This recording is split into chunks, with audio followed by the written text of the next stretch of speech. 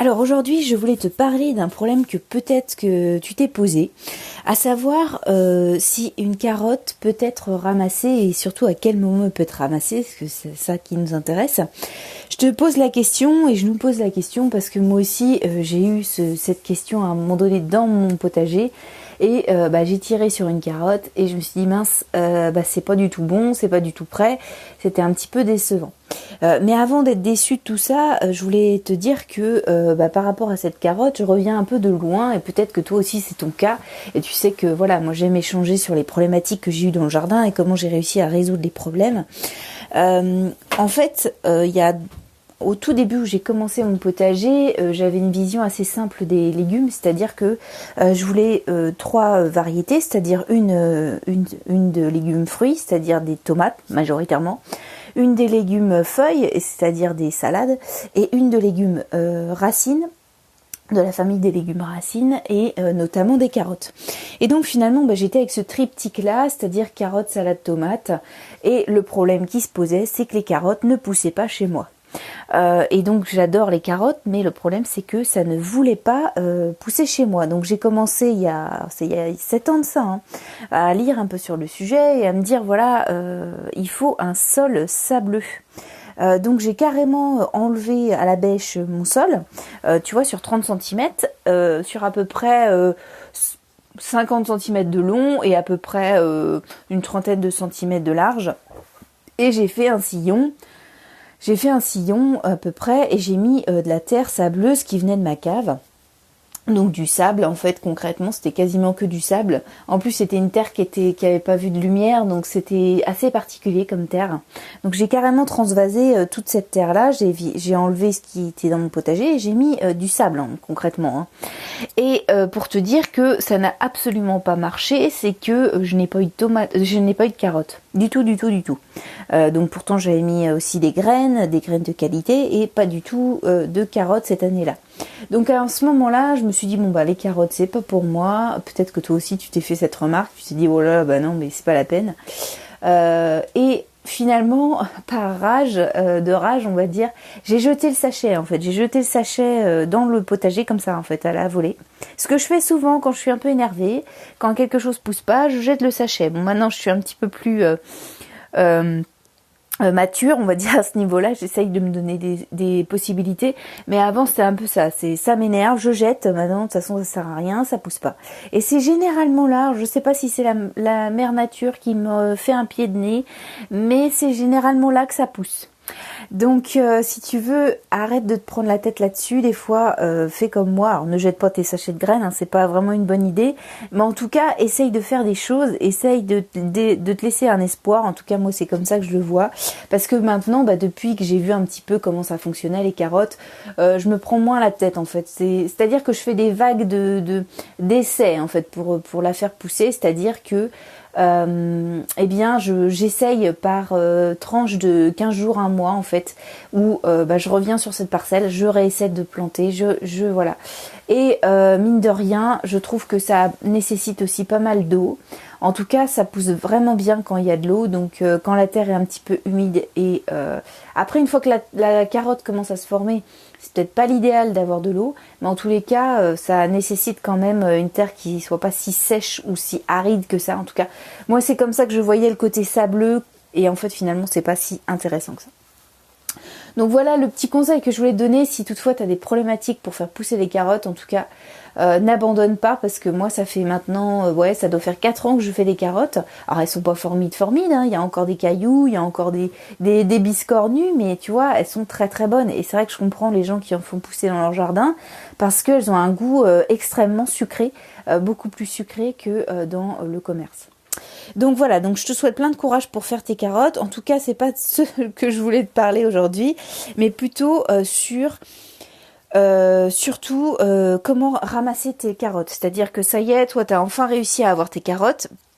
En tout cas, peut-être 1 ou 2 carottes et t'as pas envie de te tromper. En tout cas, moi, c'est mon cas. J'ai pas envie de me tromper sur quand la ramasser. Le truc, c'est, la problématique qui se pose, c'est que les légumes de racines, c'est-à-dire que tout se passe en sous-sol.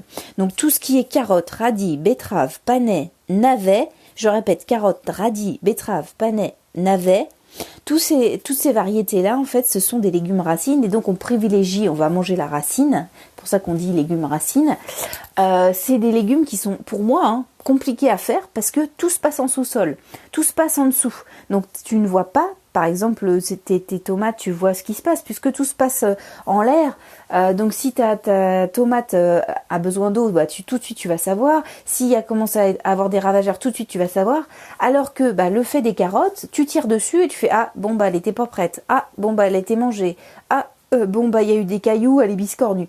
Donc si tu veux, c'est ça qui est compliqué, moi je trouve, dans cette famille-là, c'est que tout se passe en sous-sol et en tant que jardinier, tu ne peux pas te réajuster.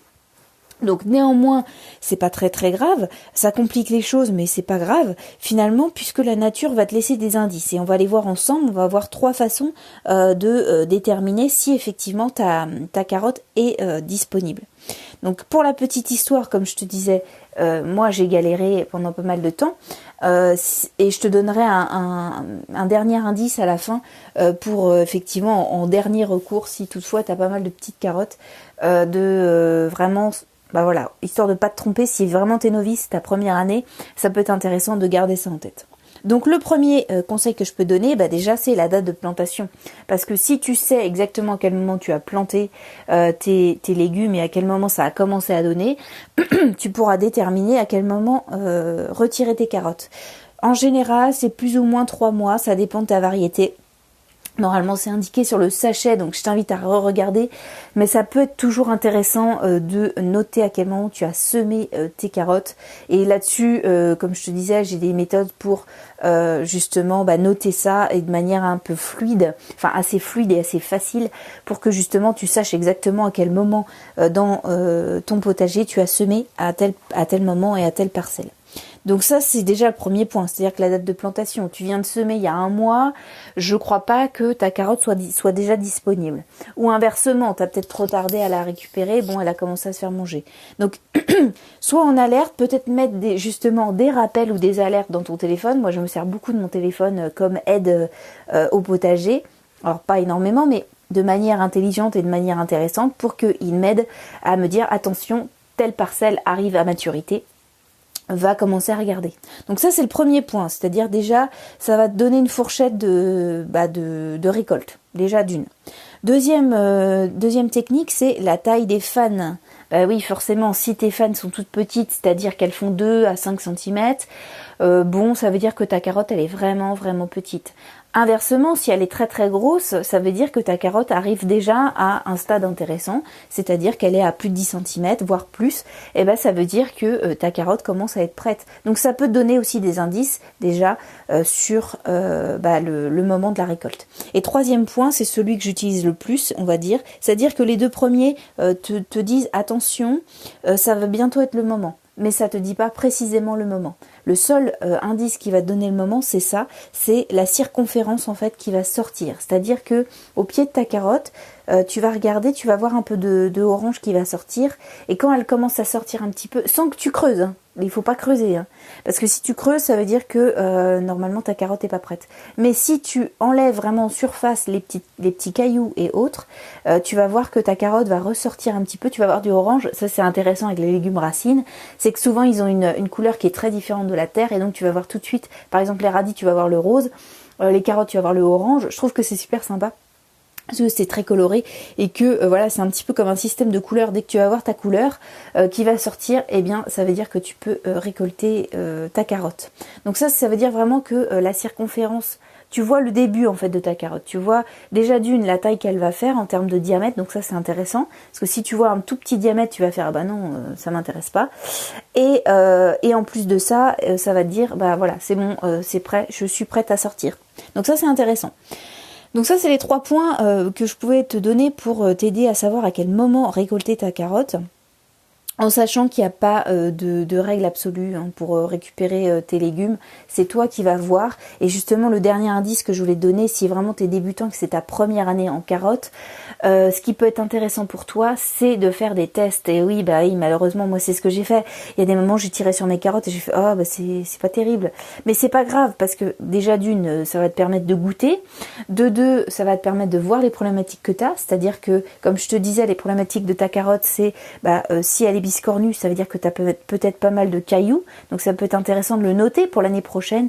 La prochaine fois que tu vas planter des carottes, eh bien enlève peut-être des cailloux pour éviter le côté biscornu. Après ça a son petit charme aussi, hein. Moi je trouve que ça altère pas du tout le goût, hein, donc c'est toi qui vois. Et de deux, ça peut te permettre de voir s'il y a des ravageurs. Tu vois, peut-être que tu as trop attendu et qu'elle a commencé à se faire manger. Donc ça peut être intéressant également de savoir ça. Ensuite, si tu tires trop tôt, ce qui est souvent le cas, moi j'étais impatiente, hein, je suis très impatiente, donc je tire et je me retrouve avec un tout petit bout de carotte. Le truc qui se fait, c'est que ça peut être intéressant pour toi de savoir déjà d'une quand tu as planté et à quel moment tes carottes sont susceptibles d'être prêtes. Donc tire, essaye.